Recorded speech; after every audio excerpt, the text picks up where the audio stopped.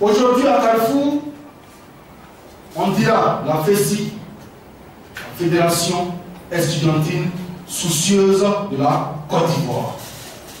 Parce qu'il s'agit bien de la Côte d'Ivoire. Et tout cela a été donc transcrit dans l'œuvre qui a été écrite donc par un sachant. Aujourd'hui est un jour spécial, très spécial, où tous les acteurs de cette structure doivent se retrouver. Plein ont écrit sur la FESI. Il y a eu des écrits déviationnistes par des gens loin de la FESI. Aujourd'hui, les acteurs même de ce mouvement sont en train de retranscrire leur histoire. En tant qu'historien, j'ai bien décidé aujourd'hui d'être le maître de cérémonie de cette dédicace, parce que le livre qui a été écrit, la personne donc a tenu donc à l'écrire de façon scientifique, des recherches. Il a allé au contact des témoins vivants. Il a enlevé ce qui n'est pas bon. Il a gardé ce qui est bon. Et il est passé donc à la rédaction donc de son projet.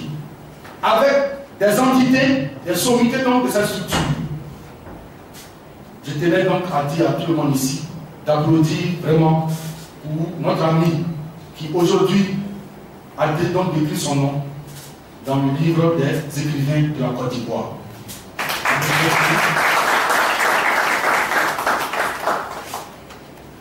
Merci à tous ceux qui sont venus, à nos aînés, qui sont eux-mêmes l'histoire vivante de la FESI. Ils étaient là aux premières heures, ils ont pensé à la structure. Il faut dire que cette cérémonie est placée sous le parrainage du camarade et frère Amaral Fofana, voilà, qui est un ex-responsable de la FESI, qui a bien voulu soutenir le projet, le projet que le frère Dordon a lancé. Amaral qui est là aujourd'hui, qui est le directeur général de QNet Afrique, que je demande d'ovationner. La cérémonie de dédicace est sous la présidence aussi d'un aîné qui n'a jamais vraiment cessé de nous encourager dans toutes nos actions. C'est le maréchal Dieu Eugène, qui était un membre fondateur de la FESI, que je demande aussi d'ovationner. Et la cérémonie de dédicace est aussi placée sous le haut patronage du docteur Joseph Aïko Martial, qui est aussi membre fondateur de la FESI, que je demande ici d'ovationner. Avant de commencer, on va demander à tout le monde dans cette salle d'observer une minute de silence à la mémoire de tous nos amis qui sont tombés de religion, sans distinction de section ou bien de peine. Nous allons marquer une minute de silence à la mémoire de tous ces camarades qui sont tombés.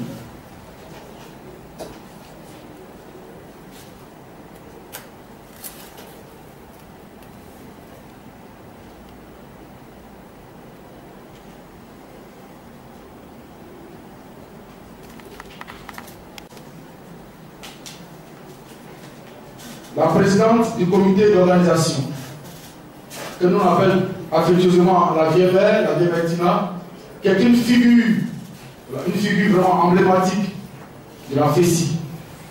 Son histoire est une histoire qui mérite d'être racontée peut-être plus tard dans certains écrits. Voilà. Mais aujourd'hui, le plus important, c'est qu'elle soit avec nous et qu'elle nous accompagne dans cette cérémonie efficace. Alors, la vieille mère Tina, tu nous fais donc l'honneur de la sauver.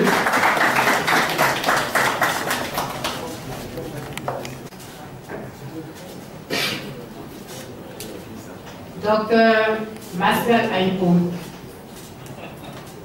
maréchal,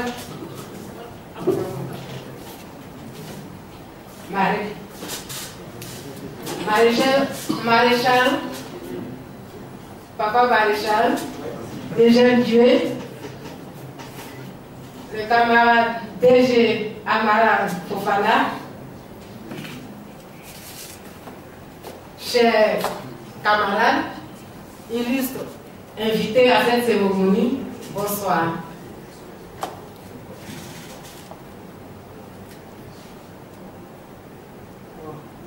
Pardon. L'auteur. Bonsoir. Bonsoir.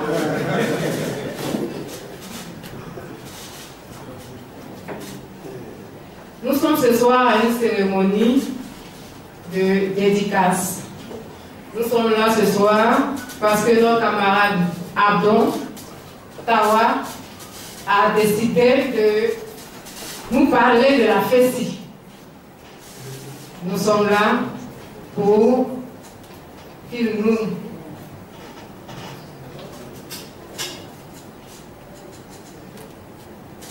Donc je disais que nous sommes là ce soir pour la dédicace de l'œuvre de notre camarade Abdon. Et dans cette œuvre, il a décidé de nous parler de la FESI, donc de nous parler de nous-mêmes. Merci camarades. Donc, je profite de l'occasion pour m'excuser aussi, en tant que président du comité d'organisation, du retard qu'a accusé cette cérémonie.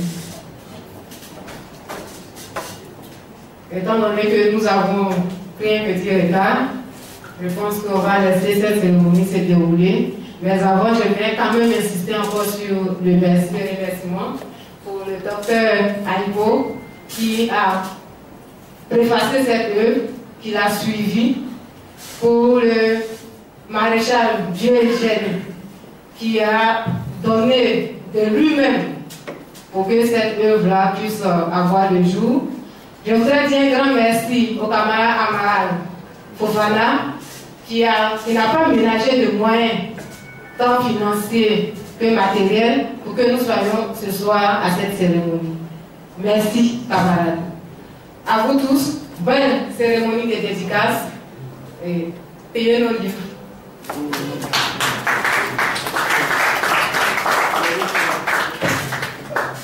On va saluer encore la présidente du comité d'organisation. Merci beaucoup. Sans plus tarder, on va donc laisser la parole à un responsable, un camarade de Tawa Abdou. Il a accompagné dans sa vision. Quand Tawa Abdou lui a dit « Je vais écrire sur la FESI », il n'a désigné aucun moyen. Il a décidé donc d'accompagner cette vision. Parce que les deux ont la même vision. Quelqu'un qui est à la gauche, quelqu'un qui est à la droite, tout doit aller ensemble sur le même chemin. Ça, c'est pas normal. C'est parce qu'ils regardent ensemble, même direction. Donc, ce frère, ce camarade a donc décidé d'accompagner son ami, son camarade, donc, sur son chemin. c'est Amaral Fofana. Comme je l'ai dit, il est le DG de CUNET Afrique. Vous savez ce que c'est que CUNET? C'est son directeur général qui est là. Mais ce n'est pas Côte d'Ivoire, c'est Afrique. C'est l'Afrique qui est là.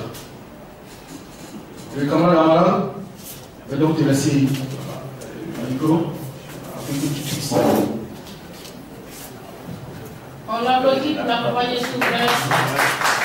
On l'applaudit pour l'accompagner. Merci. C'était en 2003, donc à l'ouverture de la faculté des sciences économiques pour l'année académique 2002-2003, où j'ai rejoint l'université. Et une semaine après, j'ai reçu à l'amphithéâtre, nous avons eu des camarades qui sont entrés pour venir lancer un communiqué. Et dans ce communiqué, c'était d'appeler tous les camarades de la FESI, tous ceux qui avaient déjà milité dans les lycées et qui étaient, ceux aussi qui étaient volontaires, n'est-ce pas, pour commencer leur militantisme à la FESI. Et donc, la réunion était prévue pour le lendemain à 10h. Je me suis rendu sur le grand hub qui est en pleine faculté des sciences économiques. Et c'est là-bas que je vois un aîné, n'est-ce pas, un devancier. Je vois un devancier, quelqu'un avec qui nous n'avons pas été là en tant que responsable, en tant que secrétaire général adjoint de la faculté des sciences économiques, la section FESI de Laval. Donc tout de suite, quand je l'ai vu, j'ai dit bien, donc c'est la famille. Nous sommes toujours ensemble. Je viens retrouver ici le grand frère. Et participer à ces différentes réunions, être toujours présent aux différentes activités, m'a permis de connaître l'homme. N'est-ce pas, m'a permis de connaître l'homme et j'ai découvert un homme de qualité. Et les hommes de telle profondeur, il n'en a pas assez. Donc quand tu croises une personne comme ça, une personne de sagesse, une personne qui est animée d'une certaine vérité, c'est très important de garder le contact et de marcher avec ces personnes. Donc nous avons été ensemble, nous avons construit les relations, je l'ai soutenu dans tous les différents projets, il m'a soutenu dans tous les différents projets, il a permis mon intégration sans problème à la faculté, et suivant tous ces différents mouvements, il a souhaité que nous puissions le soutenir encore pour devenir secrétaire général, et c'est là, franchement, que j'ai découvert encore la dimension de l'homme. Et je vous assure que ça a été une expérience fantastique. Ça a été une expérience qui m'a permis de débloquer beaucoup de choses au niveau personnel. Et plus tard, après cette expérience, qui n'a pas marché, mais qui a été une formation pour nous, il a décidé de partir au campus 1. Quand il nous a appelés, nous l'avons rejoint là-bas. Nous avons continué à travailler ensemble. Et plus tard, nous nous sommes séparés. Moi, je suis parti. Et dans cette période, il y a eu quelques embrouilles. Ok, il y a eu vraiment quelques embrouilles. Et quand j'ai reçu la nouvelle que le camarade, n'est-ce pas, doté d'une telle droiture, avait été de façon injuste, n'est-ce pas, mis ou bien accusé pour certaines raisons et avait été placé, séjourné à la MACA, j'ai dit non, c'est pas possible parce que cet homme, c'est un homme de droiture. Il doit avoir quelque chose qui n'a pas marché. Donc nous sommes revenus et par la force des choses, après quelques temps, après quelques années, sa droiture a fait en sorte qu'effectivement, il a été innocenté et libéré. À sa sortie, j'ai rencontré l'homme. L'homme qui, par sa conviction, m'a vraiment inspiré, m'a donné une certaine motivation, une certaine force. Je l'ai rencontré à sa sortie. Quand je l'ai vu, c'était un peu difficile, parce que l'homme n'avait pas encore retrouvé ses repères. Il n'était pas celui que je voyais parler devant les étudiants dont la parole faisait pleurer des personnes, donnait des frissons, tellement elles étaient inspirées de vérité. Et après quelques temps, nous avons échangé, il s'est retiré un tout petit peu. Après quelques mois, nous nous sommes rencontrés encore et j'ai commencé à voir l'homme que j'avais vu en Sciences Éco en 2003, la grandeur Tawa Apton. Je l'ai retrouvé et en train de poursuivre ses projets, présenter ses programmes de développement comme il a l'habitude de faire, quelqu'un qui est toujours orienté sur le développement et sur les grands projets, n'est-ce pas? Et un jour, après quelques temps, après un an, je crois, il est venu avec ce projet. Et il dit, le frère, je vais travailler, n'est-ce pas, sur quelque chose qui me porte à cœur. Je vais parler de la FESI, je vais parler de tout ce que la FESI a fait, je vais parler de comment est-ce que la FESI a contribué, je vais écrire, n'est-ce pas, un livre sur la FESI. Et il a commencé, il a commencé ses rencontres, je lui ai dit, il n'y a pas de problème. Parce que je suis sûr d'une chose, tout ce qui vient d'Abdon est juste vrai. Wow. Il a commencé ses rencontres. Après ça, nous avons échangé. Il a rencontré à chaque fois, j'avais quelques informations. En réalité, si nous avons accompagné vraiment ce projet, c'était pour avoir toutes ces informations et faire en sorte que ça puisse aboutir, pour pouvoir éclairer beaucoup de personnes. Et plus tard, quand nous avons eu un peu d'idées, en fonction des différentes rencontres qu'il a faites avec nos aînés, le docteur Aïbo, le général Dué, avec tous les doyens, n'est-ce pas, le camarade de l'ancien Guy Paul, avec tous ceux avec qui il a eu des rencontres. Et franchement, c'était une fierté, n'est-ce pas, de pouvoir accompagner ça, de pouvoir participer. Et donc, nous l'avons aidé, nous avons fait ce que nous pouvons, n'est-ce pas. En réalité, ce travail-là, c'est pleinement, n'est-ce pas, le fruit de sa personne, c'est pleinement le fruit du camarade Tawa Abdon. Et ici, aujourd'hui, l'essence de ce livre, n'est-ce pas, quand l'idée est sortie, quand la chose est sortie, c'est de voir un peu comment est-ce que la FESI a contribué aujourd'hui à former tout le leadership ivoirien, et comment est-ce qu'avec tout ce leadership qui se retrouve un peu partout, ces personnes-là vont pouvoir se mettre ensemble, s'asseoir, parce qu'ils viennent de la même école pour construire une nation forte. Et cette idée-là, n'est-ce pas, nous a vraiment convaincus. Nous avons dit, accompagnons cela, parce que nous avons envie de voir une Côte d'Ivoire réconciliée, une Côte d'Ivoire forte, une Côte d'Ivoire émergente. En tout cas, merci à tous les dénonciers qui ont vraiment participé, tous ceux qui ont soutenu. Félicitations au camarade Tawa Abdon. Le contenu, il va nous délivrer tout à l'heure. Merci à tous ceux qui sont venus. Merci.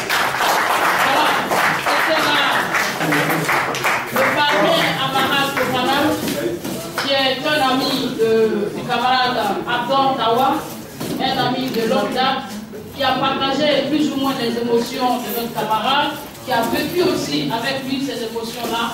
Et comme on le dit, la FESI est partout.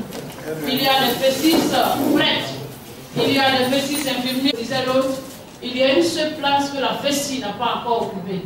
Et je pense qu'en lisant ce livre, pourquoi la génération FESI doit prendre le pouvoir d'État, je pense que la réponse sera dans ce livre-là. National à beaucoup.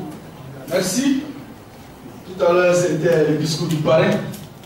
Il est dans autre chose, mais quand vous l'écoutez, il a encore ça en lui. Ça, c'est déjà bon. On dit la fille, il vient vraiment de l'école. Voilà. Donc, applaudissez encore pour lui. Et j'ai pu mettre on va donc laisser la parole à un ami, à un doyen. La dernière fois, quand je causais avec le grand frère Assiniquez depuis la France, sur le Messenger, le temps d'un homme nous parlait de l'aîné qui est là. Et j'ai vu en lui, vraiment, s'il était envoyé à Doukourou, on allait le célébrer. C'est un patriarche. C'est un patriarche. Aujourd'hui, il a bien voulu être ici pour accompagner donc le jeune frère dans sa vision. Il est toujours resté intact. Même dans sa manière de s'habiller. Partout où je le vois, il porte la Côte d'Ivoire en lui. Parce qu'il aime son pays. Son nom, en baoulé, a deux sens. Un, ça veut dire poisson. Deux, ça veut dire chanson. Nous allons prendre le côté chanson.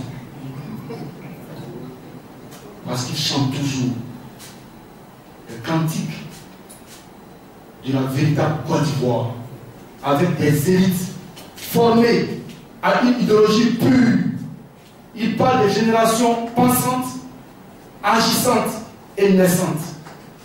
Et quand il parle, même dans ses veines, il sent des vibrations de ce qu'il sent. C'est eux-là qui ont mené donc la marche. Pour qu'aujourd'hui, notre maman qui a fait ici puisse être encore sur pied. Le présenter, je suis très petit, mais je le fais quand même. Lui, c'est le maréchal Dieu Eugène, qui était membre fondateur de la FESI. Je vais donc lui laisser le micro, afin qu'il puisse dire. On va lui donner le micro, maladeur. Celui-là même qu'on qu'on appelle affectueusement le Nana. C'est l'ancêtre de la Fessie, le maréchal Hélène. Merci. Merci, cher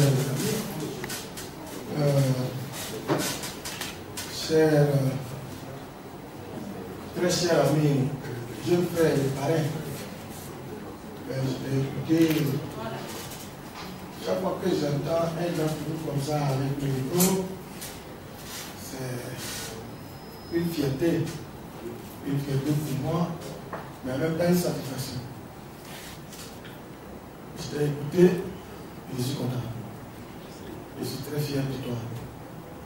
Je voudrais saluer également les jeunes qui tiennent le micro, jusqu'à Bonego, ma fille.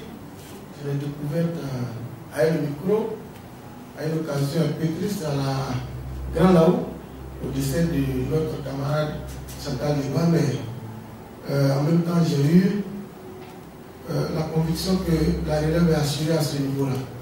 Je crois qu'Antoine m'a dit qu'il avait un projet d'écrit sur les femmes. Il a fait ci. Après, on peut écrire.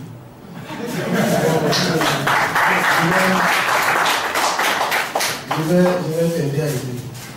Bon, oui. Mon fils national sur les femmes, il a fait ci. National, mon fils, Abobo. Ouais, je t'écoute encore.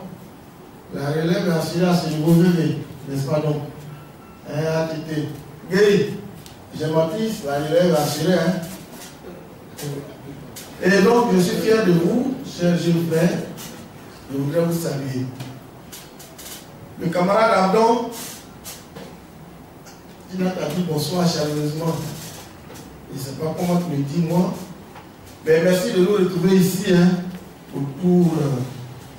Était très poignant. De temps en temps, vous avez mis une sentinelle, n'est-ce pas, une sentinelle là-bas, mais pas cette fois Kawa Raphaël, hein, mais une très bonne sentinelle, elle est super criée, et puis on va entendre vite, parce que pourquoi la génération Fessi doit prendre le pouvoir d'État, bon, ça doit sonner dans la tête de certains.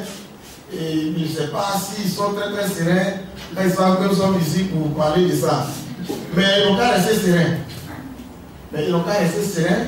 Parce que, chers amis, chers frères, camarades, mon frère, lui on a été en fait, en réalité, à la Fessi, on a été que des frères. Parce que quand on a commencé en 90, quand on est arrivé, quand j'ai vu ces conditions, on se ressemblait trop. Nous, on n'est plus produit du PDC. Voilà, et puis nous deux, on s'est engagés. Ça ressemblait un peu à une barre, un peu de crocodile où on était. Parce que derrière, nous n'avions pas les parents qui nous soutenaient. Je veux dire, à la Fessi, quand nous commençons, nous avions deux problèmes. Les parents, ils peuvent ne pas vous soutenir, mais ils vous laissent faire. Mais nous, nos parents, ils ne vous soutiennent pas, ils ne vous laissent pas faire parce que eux, ils se sentaient concernés directement par le PDCI ou le voyou. Et donc, nous avions, nous, sur notre dos, nos parents. Non pas seulement par la peur, comme la plupart des gens, de nos camarades, mais surtout par principe. Ils n'admettaient pas que ce soit nous qui soyons là dans l'opposition contre le voyou, parce qu'ils considéraient ça comme un crime. Et Oufoué nous l'a dit un jour, quand nous étions assis devant lui, quand il a demandé après son papa, il a demandé après mon grand-père, il m'a dit, mais moi j'ai pu dire aux gens que ce sont mes propres enfants qui me combattent. Avant que Balou Angilon l'interrompe pour dire, monsieur le président, les tribalisons pas le débat. Et donc là, chers amis, nous sommes assis ici aujourd'hui pour parler du pouvoir d'État. Je voudrais te saluer parce que je sais comment en 90 il a fallu résister. Alors, nous en reparlerons un jour, certainement, parce que je veux que la génération qui est là sache. Nous sommes deux ici aujourd'hui, malheureusement. Mais qui m'a pas géré ici? Il est arrivé, il m'a appelé, il m'a promis d'être là. Donc, incessamment, il arrivera. Ça sera la belle table de séance du premier bureau. Oui, le secrétaire général. C'est en fait Guillaume Mampo Gérard qui était le premier adjoint.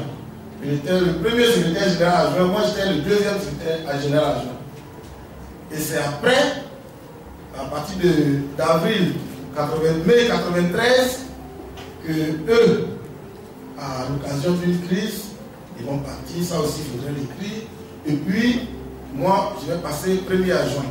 Maintenant, avec lui, c'est à ce moment-là que nous avons appelé les camarades de section au Ben et qui va donc voir l'entrée de Lekirao, de Balou Agenor, de Koudou Evanis, de Odje Diakoré, de certains nombres qui étaient nos responsables de section avant.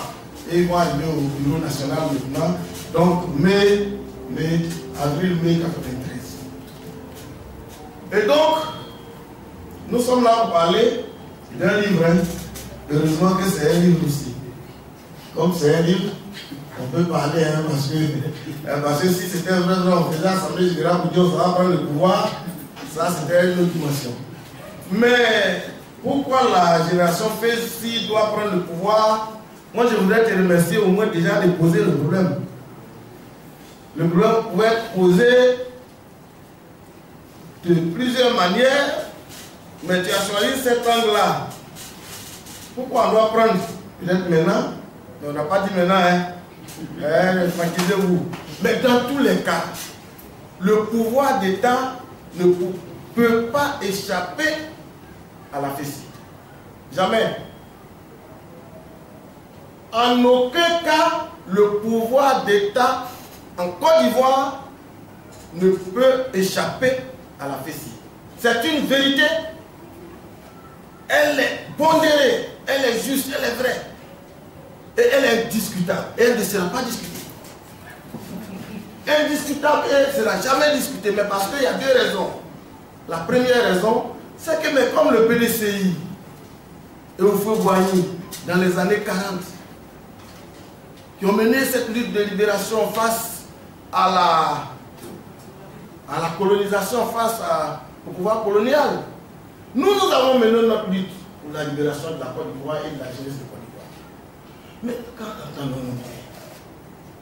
Si aujourd'hui les gens parlent dans ce pays, mais c'est grâce à nous. Mais c'est grâce à nous. C'est grâce à un certain 19 février 90, Yopougon. Mardi 19 février 90 à 19h. Ce qui s'est passé à Yopougon, c'est ça qui a libéré les Ivoiriens. C'est ça qui a libéré toute la jeunesse. Aujourd'hui, vous prenez tous les jeunes partis politiques, mais qui on prend? C'est la FESI. Vous rentrez dans toutes les structures, c'est la FESI qui est là.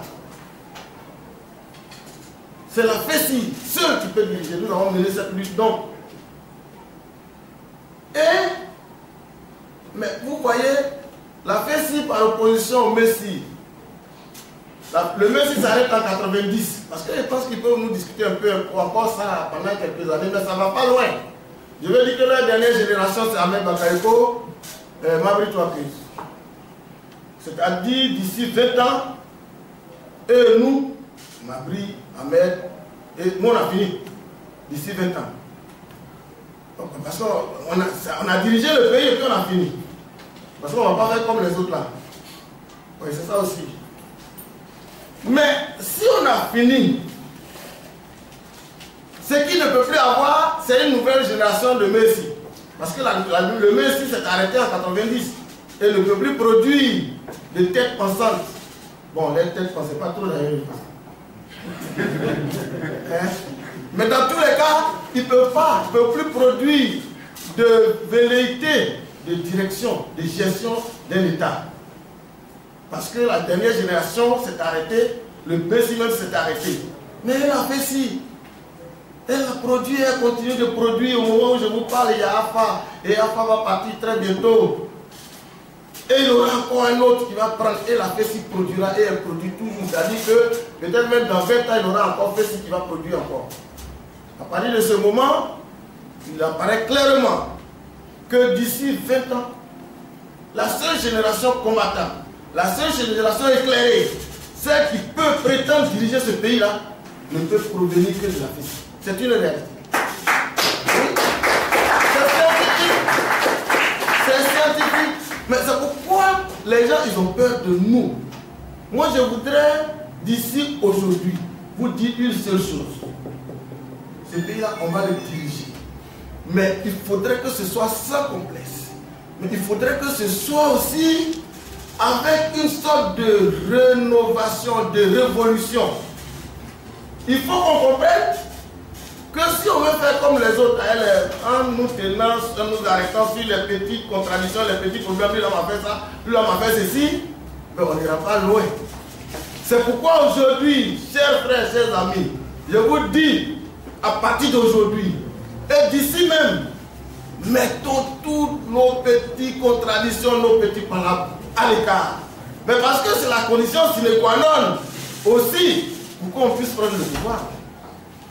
Pour qu'on puisse prendre le pouvoir, l'unité entre nous s'impose certains devoirs. Parce que c'est la clé. C'est la clé. Aucun d'entre nous ne pourra se lever seul pour aller prendre le pouvoir. Jamais. Il n'y a que dans notre union que se trouvera la force pour y aller. Je voudrais vous dire à ce sujet, nous ne sommes pas des voyous, nous ne sommes pas des violents, nous ne sommes pas des méchants, nous ne sommes pas des vauriens, nous ne sommes pas des terroristes, nous ne sommes pas ce que les gens veulent nous dire. Mais parce qu'ils ont dit ça aussi du PDCI, ils ont dit ça de l'AMC, ils ont dit ça de l'AMC. Vous attrapez les gens, vous les attachez derrière des véhicules, vous tirez comme des cabris.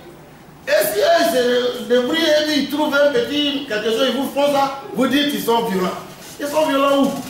Et vous tirez les gens derrière les véhicules, par terre. Vous n'êtes pas violents. Les gens ne sont pas violents. C'est nous, on est des violents.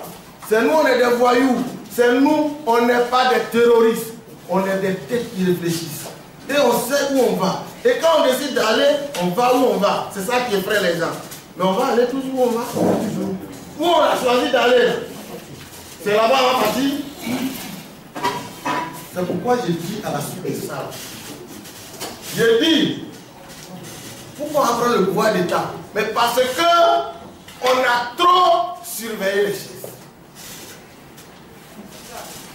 Mais oui, on a trop surveillé les choses. Pourquoi on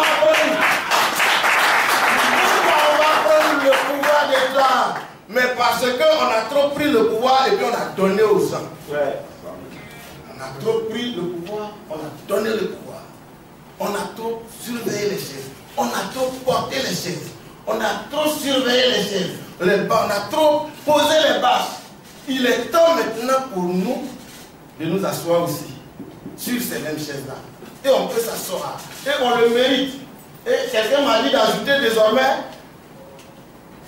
on va s'asseoir aussi sur les chaises et puis on va manger un peu aussi. ça c'est un autre monde qui m'a dit de dire ça. J'ajoute. Maintenant, oui, on va s'asseoir sur les chaises nous aussi. C'est ça qu'il faut faire. C'est ça qu'il faut préparer. C'est pourquoi je vous appelle à l'unité. Je pense aujourd'hui à tous les camarades qui sont aujourd'hui en Europe. Je pense à vous. Je pense à eux. Je pense à tous nos camarades qui sont disséminés dans l'Afrique. Je pense à vous. Je pense à tous nos camarades qui aujourd'hui sont dans toutes les couches socio-professionnelles. Est-ce que vous savez que Dadi Goba est aujourd'hui dans la force de l'ONU de maintien de la paix au Mali? Oui, nous en avons des gens. Nous avons des diplomates. Nous avons des élus. Nous avons des gens dans toutes les couches ici, des commissaires, des CB. Nous avons des grands hommes d'affaires parmi nous. Nous avons des camarades qui sont aujourd'hui dans la haute administration. Nous avons des préfets, nous avons des sous-préfets. Ici, en Côte d'Ivoire. Et qui vient dire qu'on est des voyous? Et qui ose dire que nous, on est vauriens? Non, on n'est pas vauriens. On n'est pas vauriens. On est vaut beaucoup même. Nous, on est vaut beaucoup. Il faut nous faire confiance, il faut nous faire confiance. C'est ça qui nous reste. Moi, je compte sur vous. C'est sur ça surtout que je suis venu dire, mais parce que s'il lui dit, pourquoi on va prendre le pouvoir d'État, moi je vais lui dire comment on va prendre. Comment on va prendre? Personne ne prendra pas ça seul. Moi je construis notre unité. Unissez-vous, FECIS, de tout le monde entier. FECIS de tous les bords politiques. FECIS. Fâché? Non. C'est fini. Quand on a engagé cette lutte, ne vous attendez pas qu'on soit caressé. Un pouvoir trentenaire, comme le PDCI ici, quand on s'engage face à lui, je me souviens d'une phrase du président Fologo à une allée en 90. Le secrétaire général du PDCI, il a dit, mais ces jeunes, ils ne sont pas seulement dans l'opposition. Ils sont des opposants eux-mêmes et il faut les traiter comme tels. Ouais, c'était une petite fatwa. Ça nous a valu le 26 avril, le 26 septembre 90, la radiation de toutes les universités du monde. Mais en même temps, on est resté à l'université ici et on a continué les études. Vous voyez, pour dire qu'aujourd'hui, moi, le plus important pour moi, c'est notre union. Et j'y compte. C'est pourquoi nous sommes aujourd'hui dans un processus. Le processus, accompagnez-le, impliquez-vous, parce que c'est la seule clé. C'est la voie qu'on a entamée. Ce n'est pas amusement ce que nous sommes en train de faire. Vous allez voir. Il faut que nous réussissions par cette voie à mettre en forme une plateforme, cette plateforme, à mettre en forme nous, notre chaîne de solidarité qui existe toujours, mais qu'il faut formaliser. Il faut réussir cela, montrer aux gens déjà que nous sommes capables de dépasser nos contradictions. Et par là, donner le temps à la Côte d'Ivoire pour la paix, pour la réconciliation. Et à partir de ce moment seulement, chers amis, chers jeunes frères Abdel-Tawa, on pourra prétendre à essayer de répondre à cette deuxième question. Pourquoi? Mais parce que si on répond à la question pourquoi la génération doit prendre le pouvoir, il va falloir poser la deuxième question. Comment nous allons la prendre? Moi je te réponds, c'est par notre unité. C'est sur ça que je voudrais terminer. Je voudrais vous remercier. Merci.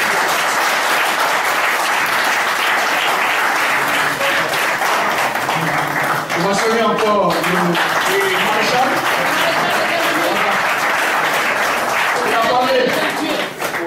Il a parlé, il a dit. Voilà. Il a fait les deux. Parler et dire. C'est important. Le parquet de partout qui sont là aujourd'hui pour soutenir le camarade Tawa à Abdon. On va donc passer à la dédicace proprement dite.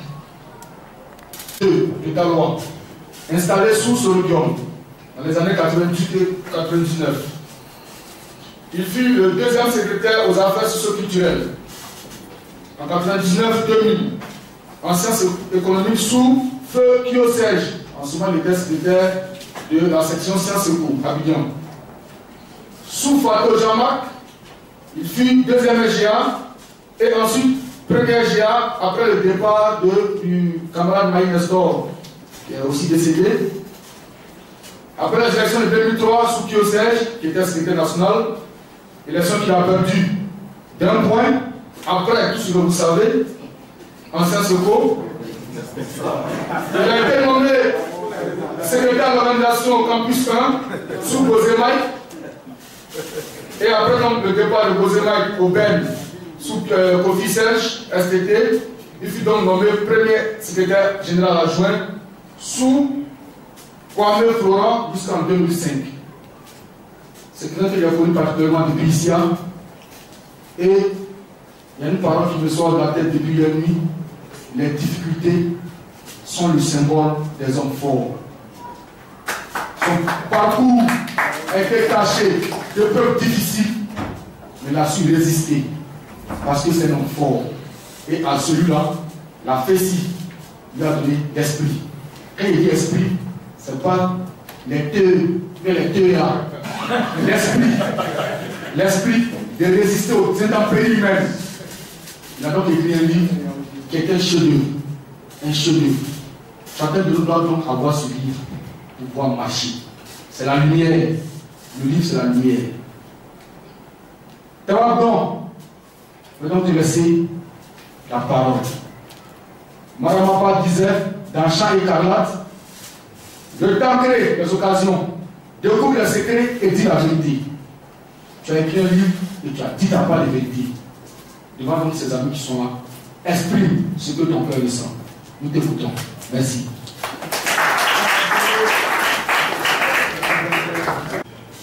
Bonsoir à vous tous. Docteur Joseph Marcel Hector, je voulais te dire merci pour ta présence. Richard Dué, le camarade Amara Jofana,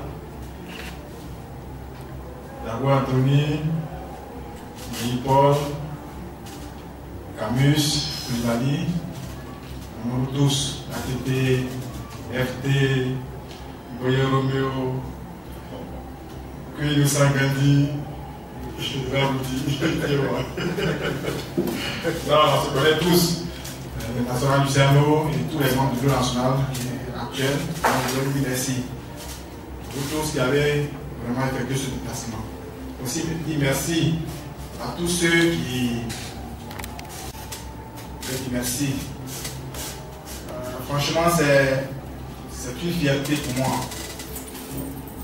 d'être assis à une telle table, d'accord, avec Martial Aïko, avec Dieu et Gênes, raconter les Féfé, les Paul. C'était vraiment pas une évidence. C'était pas une évidence, en tout cas pour moi. C'est pour cela que c'est avec beaucoup d'émotion que je vous dis vraiment merci. Et aussi, à tous ceux qui ont gagné l'ouvrage, qui sont en train de faire des commentaires, c'est normal. Bientôt, nous allons organiser des panels. On va organiser des panels autour du livre. Je vais offrir l'ouvrage à des personnes de la société civile, des gens qui n'ont jamais aimé la FECI, des gens qui ont connu la FECI, en tout cas qui ont leur appréciation des anciens responsables de la FECI, avec l'apport du Camarade Amaral. Nous avons déjà décidé. On va donner l'ouvrage à cette personne que nous avons déjà ciblée, pour que cette personne prenne véritablement connaissance de l'ouvrage, et puis nous allons les inviter.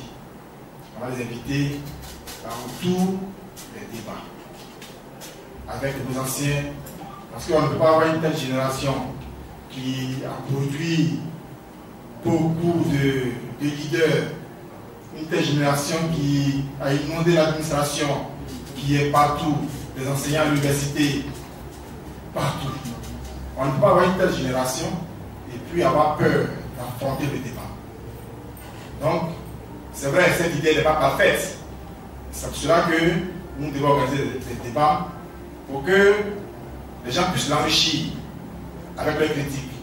Mais pour que aussi, que nous aussi nous prenions conscience de ce que nous représentons pour la Côte d'Ivoire. Peut-être que hier, lorsque nous posions ce débat, on ne se disait pas que le peuple a été nous regardait. Je me retrouve dans une section donnée, je crois que c'est là seulement que j'agis, alors que tous ceux qui sont là, chacun a une famille, chacun va rapporter ce que tu as fait. Je n'en avais pas peut-être conscience. Mais aujourd'hui, je prends conscience que je dois poser un autre pas. Il est important que je frotte ce que je pense, ce que j'ai été, ce que je suis, à ce que d'autres pensent. Parce que je crois que, d'ailleurs, quand je pense un peu partout, on me dit, mais la FECI va diriger et on me lance certaines choses à la figure. La FECI va diriger le pouvoir. Et il dit qu'il n'y a pas de la génération FECI. Mais le fait même qu'il y ait FECI dedans,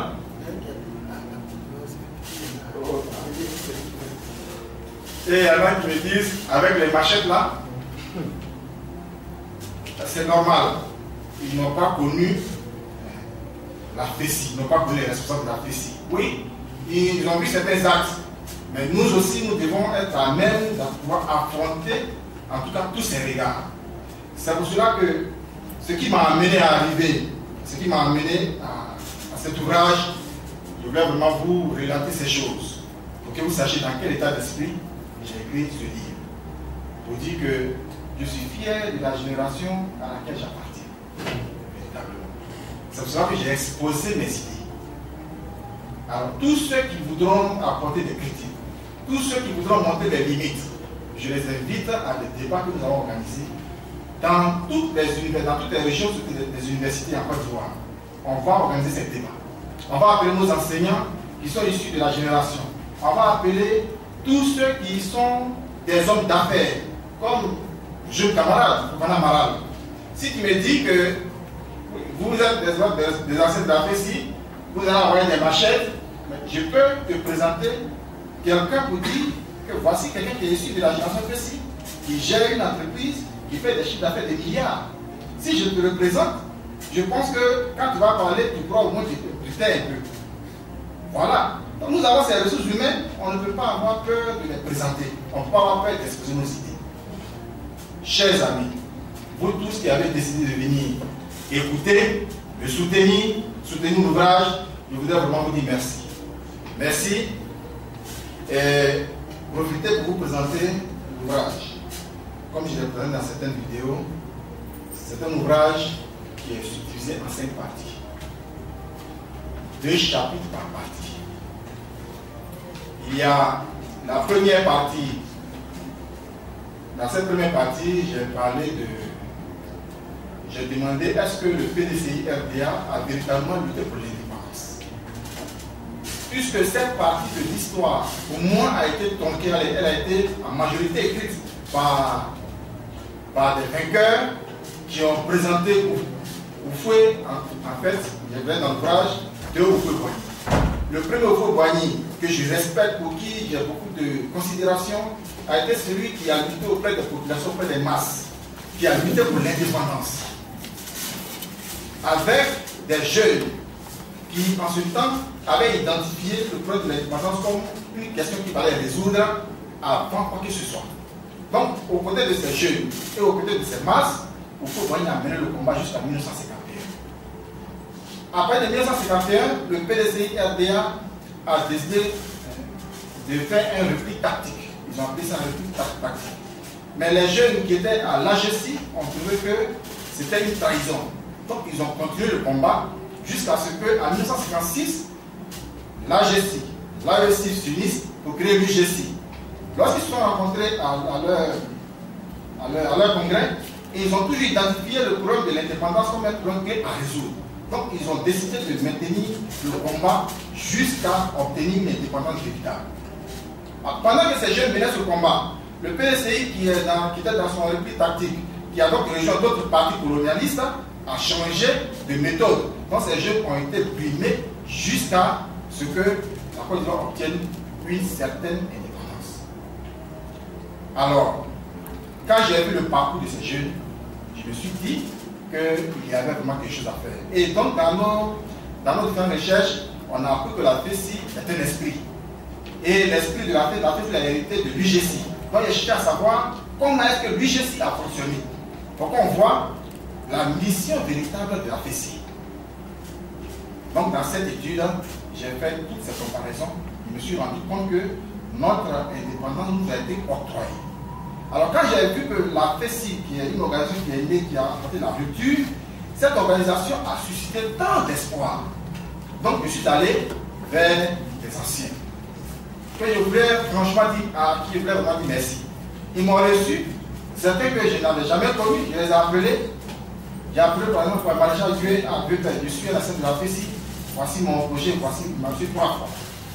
2 fois à Abidjan, 1 fois à Gagnoa. J'ai appelé Dr Marcel Aïfo, il était à Londres. Quand j'ai fini, je lui ai déposé les manuscrits. Il m'a orienté. J'ai appelé d'abord Anthony, tous ceux que j'ai appelés, il y a beaucoup qui sont ici. J'ai plusieurs fois rencontré Babé Gérard à Gagnoa. 3 fois, je l'ai rencontré. Je suis allé à Goville, j'ai rencontré le président FFP. Beaucoup sont ceux que j'ai rencontrés. Et puis, j'ai posé un certain nombre de questions.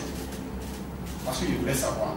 Mes chers amis, chers parents, je voulais vous dire, avant de continuer la présence de l'œuvre, ce qui m'a vraiment libéré.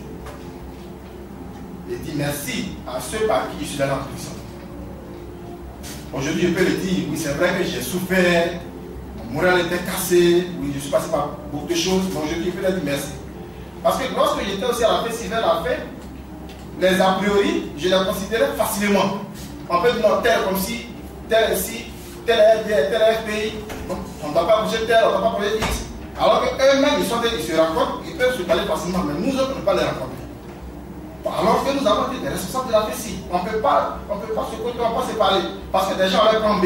Et Et puis Dieu m'a fait grâce d'aller en prison. Quand je suis allé en prison, il y a un autre camarade qui est tombé là-bas. Le camarade de Guy Paul. Et quand est-ce que le camarade est arrivé, puisque avant on disait Guy Paul est dangereux. Si tu approches là-bas, d'abord, on était obligé de se rencontrer. On était dans le même bâtiment, on a assimilé. Là, vous avez une rôle à Il était chef de bâtiment.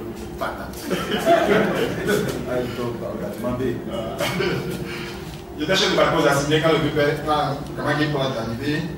Nous avons véritablement sympathisé. Et puis, il a vu des jeunes gens qui étaient abandonnés, qui étaient en train de mourir à petit feu. Parce que c'est ça aussi la réalité. Nous étions en train de mourir à petit feu. J'étais dans ma troisième année, sans avoir été interrogé par le juge d'instruction. Normalement, quand tu es en prison, quand tu es en cabinet, on doit pouvoir t'interroger pour savoir, attends, il y a quoi? Mais on ne t'interroge même pas. Donc ça veut dire que là où tu es, tu fais des projets, soit pour perdurer là, ou même peut-être pour te tuer.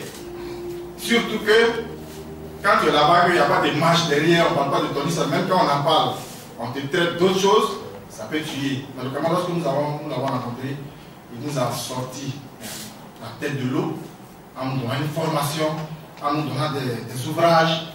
Donc parmi ces ouvrages, il y a vu le rôle de la gauche. J'ai vu aussi le mouvement estudiantin. Et puis nous faisions des exposés. Donc ça nous a ramenés à l'université. Donc quand j'ai fini de parcourir ces ouvrages, à partir de ces ouvrages, lorsque j'ai tenté de travailler sur le livre, puisque j'ai utilisé ces éléments, donc je n'avais pas certains éléments clairement dans la tête. Et quand j'ai fini la première partie, c'est arrivé au docteur Marcel Aïpo, il m'a déchiré tout mon travail que j'ai fait depuis 2007. Il dit, petit, il faut aller prendre d'autres ouvrages pour compléter ce que c'est lui qui a lu. Donc, c'est comme cela que certains camarades, au nom de ce qu'ils ont été responsables de la FESI, qui sont en France, puisque ces autres, ils ne peuvent pas les avoir ici. Il y a la politique intérieure de Boigny de Jacques Boulin qui a été son conseiller. Il y a Marcel Amondi, vous voyez la Côte d'Ivoire dans une légende. Samba Diarra, les faux complots, fracture dans le destin d'une nation. Donc, ces différents ouvrages m'ont véritablement ouvert l'esprit, et puis j'ai complété ce que j'avais. Et puis, j'ai continué les enquêtes, et puis je suis maintenant revenu au niveau de tous ceux que j'ai cités tout à l'heure avec qui je suis parti. Mais ce que je voulais dire, c'est que les informations que j'ai eues m'ont amené à me dire qu'il faut être objectif dans la vie, il faut être réaliste dans la vie. Si lui, il est élevé à mon niveau de cette façon, parce que simplement, il a été un responsable de la FESI, mais pourquoi ne pas briser les barrières? Une autre parenthèse. Lorsque j'y étais, le ministre Sidiki Konaté, il est venu, il a organisé, il y avait une journée sur l'artisanat, tout et tout, et puis il est venu là-bas. Et puis le directeur lui a soufflé qu'il y a des déficits ici. Il dit quoi, des déficits ici? Et nous avons reçu pendant près de 45 minutes, parce que nous avons été des déficits. Lui, rebelle, que moi, d'abord après, il poursuivait dehors. Je le vois, il me reçoit pendant près de 45 minutes, et puis il me met à disposition ce dont je peux avoir pour pouvoir me maintenir physiquement, jusqu'à ce qu'ils soient de prison. Quand j'ai regardé ces différents éléments, je me suis dit que si je ne suis pas réaliste dans ma vie, si je ne me bats pas pour une cause que je pense juste, ce serait dommage pour moi. Si j'y suis allé, puis ceux avec qui j'étais veulent que je reste là-bas, alors que ce n'est pas un lieu où on doit souhaiter à quelqu'un, tu peux juste passer là pour ta formation. Mais aller faire 1 an, 2 ans, 3 ans, 4 ans, et puis ton esprit va mourir, c'est vraiment dommage. Mais quand celui avec qui j'étais hier veut que je reste là, et puis une autre personne ne sait pas que je sors de là, ça veut dire que je dois être objectif dans ma vie. Et quand je sors de là, puis je me rends compte qu'il y a des gens qui sont disposés à m'écouter, à m'encadrer, à faire avancer les choses, il n'y a pas de raison que je ne sois pas objectif. Donc je me suis dit que la nouvelle cause, ou dans la cause pour laquelle je dois lutter, c'est d'amener les uns des autres à aller au-delà des préjugés. Au-delà des préjugés, et puis se dire que celui-là c'est mon camarade. Si on t'appelait parent, ça veut dire que c'est plus profond que tout ce qu'on peut imaginer. Donc dans cet ouvrage, à la fin, chers amis, lorsque j'ai fini de parler de la première partie pour montrer comment est-ce que les jeunes ont lutté, ils sont restés dans leur ligne, et comment est-ce que vous pouvez les avoir vaincus, et comment est-ce que la FESI est apparue avec l'esprit de l'UGC, qui est d'inscrire tout son combat dans ce qui est juste, dans ce dans quoi le peuple se reconnaît. Voici l'esprit avec lequel la FESI luttait, avec lequel l'UGC luttait, être aux côtés des masses, lutter pour ce que le peuple considère juste. Donc si on doit le faire, et que je ne parle pas avec Marcel Aïbo, parce que hier, je pense que voici ce qu'il m'a fait, ou bien lorsque nous sommes dans le même bureau, tel m'a coûté, tel a fait ci, tel a fait ça, si c'est pour ça, alors que j'ai dit dans l'ouvrage que nous conservons le droit à la FESI par conviction. Si je suis le droit à la FESI par conviction, ça veut dire que tous ceux qui ont fait des choses contre ma personne, je ne peux pas les voir. D'ailleurs, j'ai bénéficié des conseils du maréchal qui me disait, si quelqu'un te tape avec un caillou alors qu'il a une lance, il ne faut pas t'apprendre au caillou qui t'a tapé, puisqu'il a été une lance bien pour faire. Il va te convaincre que c'est le caillou qui t'a blessé, alors que c'est lui qui a mis le caillou dans la lance et qui l'a lancé. Donc si tu t'apprends au caillou, ça veut dire que tu n'es pas sur la bonne voie. Mais si tu sais que celui qui a lancé, si tu le tues, tu l'as identifié, et que tu parles avec le puits, il reconnaît qu'effectivement c'est pas le caillou, que c'est lui, après cet instant c'est fini. Donc, j'ai voulu dire à tous ceux qui ont participé à ce que moi j'aille en prison, ils ont permis que j'approfondisse mes liens avec le grand Gay Paul et qu'ils me mettent à disposition certains ouvrages et qu'à partir de là je sorte et que j'ai un rêve que je vais réaliser à travers un ouvrage qui appelle à l'unité, quelles que soient nos divergences. Donc quand j'écrivais, j'ai pris le soin, comme il était dans certaines vidéos, de parler de la déviation de la FESI. Cette partie, je l'ai appelée déviationnisme et regard sur l'avenir de la Côte d'Ivoire. C'est à partir du temps de la réparation des générations que je voudrais inviter tous ceux qui vont avoir l'ouvrage de bien, en tout cas, voir cette partie. Parce que je me suis exprimé comme je le pouvais pour mieux me faire comprendre. Je me suis dit que la FESI qui luttait aux côtés des masses, que tout le monde, ça veut dire quand la FESI a un problème, tout le monde veut le cacher. Ça veut dire que le peuple se reconnaissait dans la lutte de la FESI. Mais si la FESI, à un moment donné de sa marche, s'est dit que l'arrivée de Laurent Gbagbo au pouvoir était la fin de toutes les revendications, ça veut dire que ce que nous avons inscrit dans notre préambule en disant qu'il ne peut y avoir d'école universelle en démocratie véritable, ça veut dire que nous sommes dit que la démocratie a été atteinte avec l'arrivée de quelqu'un au pouvoir. Oui, parce qu'il est censé connaître nos situations. Et c'est à cette époque que la FESI est rentrée dans ce que j'ai appelé une déviation. C'est-à-dire que ce pourquoi nous luttions, on les pratiquait aisément, c'est-à-dire sans crier gare. Et c'est vraiment dommage. Donc, cette partie, j'ai dit le temps de la réponse. Tous ceux qui ont été cités, je voudrais lancer vraiment cet appel. Pour dire que je n'ai pas de problème avec le peuple. Mais j'ai écrit ce que j'ai vu, ce que j'ai vécu.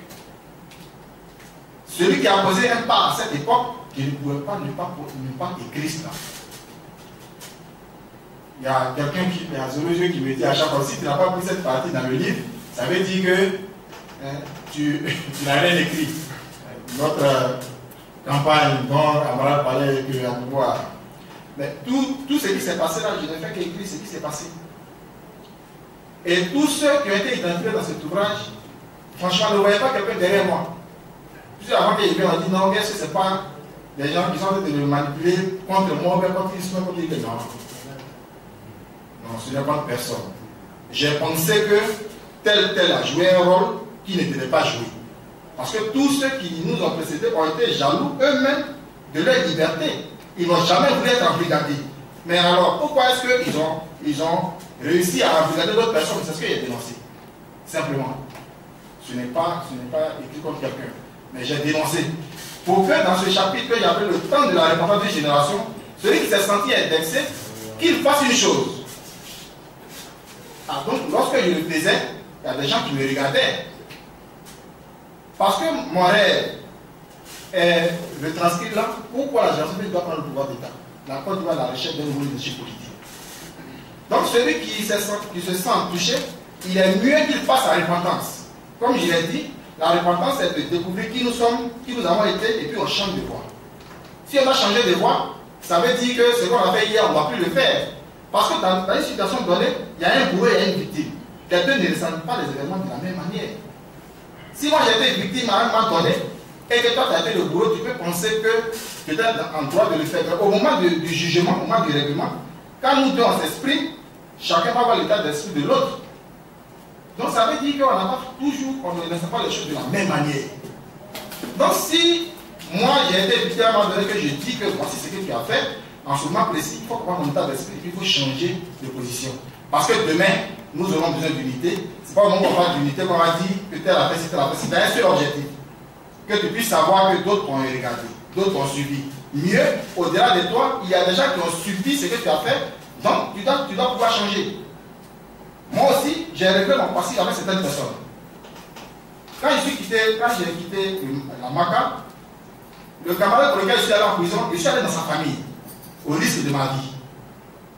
Je suis allé dans sa famille pour leur expliquer ce qui s'est passé, comment je suis allé là-bas, et puis de leur demander pardon.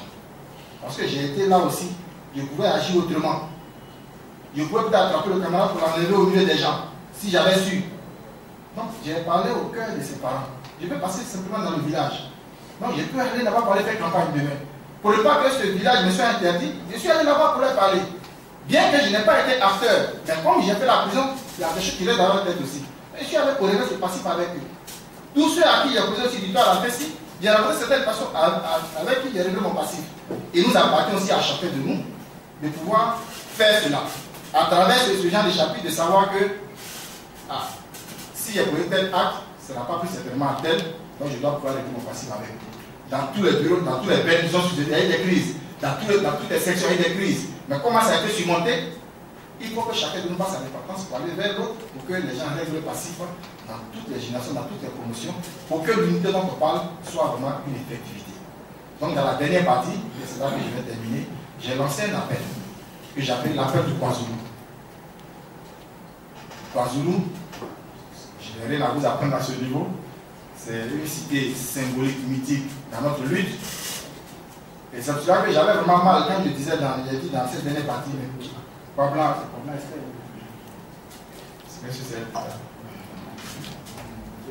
Pabla Esther dont on m'a parlé, qui a été la première G de la cité de Yopougon.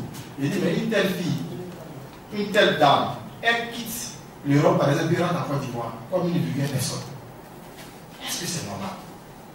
Est-ce que c'est normal que des gens avec qui on allait sur le terrain, qui portaient des kakis, parce qu'ils avaient la conviction de quelque chose, qui portaient des kakis pour entrer dans des écoles, pour que notre voix soit entendue, on arrêtait des cours. Ces personnes, ou d'autres, qui n'ont pas pu accéder quelque part parce qu'ils étaient occupés, est-ce que c'est normal que ces personnes restent sur le carreau comme ça?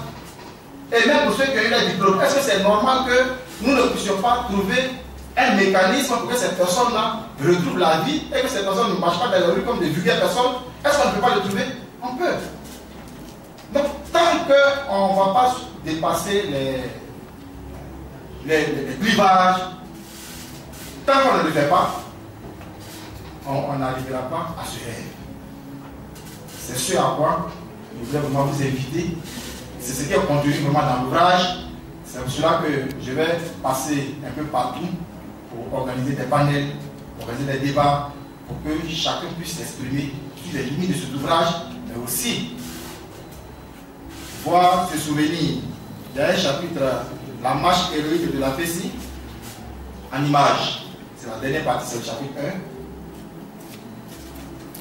1. Vous verrez que j'ai pu avoir les images d'Aïko Martial, quand il est allé les sections, et puis de leur congrès extraordinaire. Je ne savais pas que Eugène Dieu, le vieux père, avait, comme il disait, qu'il avait assuré l'intérim. Mais lorsque j'ai parlé avec lui, que j'ai su, après il y a eu des photos d'une camarade qui est au Danemark, on voit congrès extraordinaire, on voit toutes les personnes là, c'est de l'histoire. C'est de l'histoire. J'ai eu des informations avec toutes ces personnes, et donc je voulais que vous vous en procuriez pour avoir l'histoire authentique de la Fessie et de comment est-ce que la Fessie est née, comment est-ce que, en tout cas, le développement de tous les événements en Côte d'Ivoire. En tout cas, je l'ai dit à ma manière. Je l'ai dit à ma manière, et je voudrais que vous vous en procuriez vraiment Merci beaucoup d'être venu. Je vais m'arrêter à ce niveau. S'il y a des contributions, s'il y a des critiques, s'il y a des questions. Puis à la fin, nous aurons une conférence inaugurale qui va, c'est-à-dire à partir de laquelle nous allons organiser des panels pour vous inviter, puis inviter la société civile pour confronter les points de vue des uns des autres, pour leur présenter notre ressource que nous avons qui peut diriger ce pays et comment est-ce que cela va se faire. Je vous remercie. Je mentionne donc le camarade Tawa Blanc. Voici donc le...